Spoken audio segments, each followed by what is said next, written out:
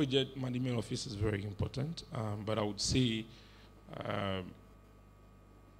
before an organization decides if they need a project management office, they need to decide what are the projects they currently have running, what are the numbers. If an organization only handle or have 1 or 2 projects, 3 projects at a time, it might not be cost efficient to run a PMO, but as organizations begin to have multiple projects running simultaneously, have a pool of project managers, there's need to have a project management office. Now, for me, from my experience, I've worked in an organization where there was no formal project management office. All the project managers, we work in silos then. People were using different kind of tools. People were using different kind of templates. We were doing things the way we like. There was no sharing of knowledge. We're working like implementation managers, I would say. Project management office, the PMO, is important to help the project managers coordinate things, right? Coordination means there's a standard tool, there's a standard ways of working, there's central repository, of information.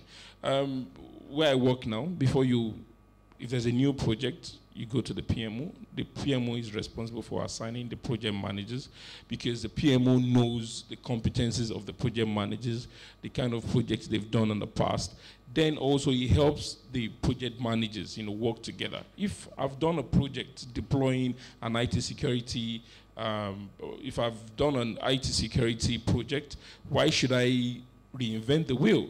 The project management office would ensure that people reuse information, reuse documentation.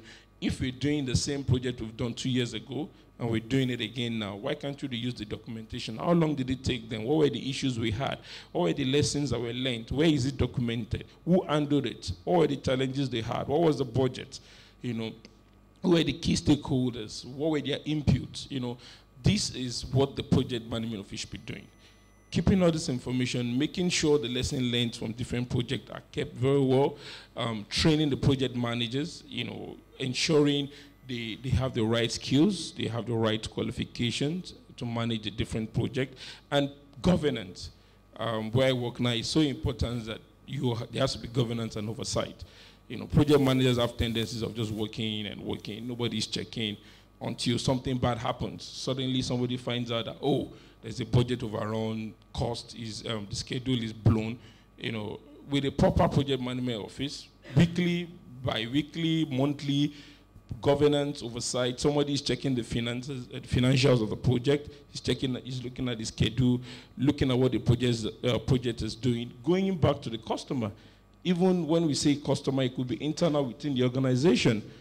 Is the recipient of the project, the customer, is he happy? Sometimes it could be an external party. Is the person happy? Is the deliverable going to happen? Is the project going to be completed on time? So many functions lie within the project, within the PMO. And for me, for PMO to be very successful, it needs the buy-in and the support of the executive, of the senior management to actually, be effective in an organization.